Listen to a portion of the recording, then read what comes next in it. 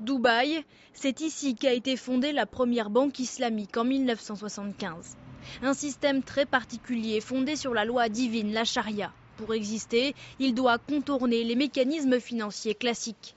L'islam interdit l'intérêt et la spéculation. Seuls les investissements sans risque sur des actifs tangibles sont acceptés. Dans le système conventionnel, la relation entre le banquier et le client est inégale parce qu'elle repose sur des intérêts fixes uniquement au profit du banquier. Dans le système financier islamique, les deux parties participent, partagent les risques. Précisément, Dubaï a basé son développement économique sur le tourisme et l'immobilier.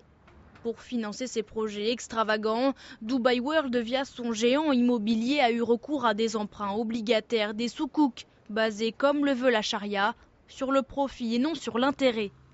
Les investisseurs étrangers se sont précipités. Personne ne s'en doutait à l'époque, mais l'affaire était risquée. L'immobilier s'est effondré dans le sillage de la crise économique mondiale. Aujourd'hui, la finance islamique montre ses faiblesses. L'incertitude règne sur les droits des créanciers. Les interprétations des textes divergent et le système manque d'experts religieux.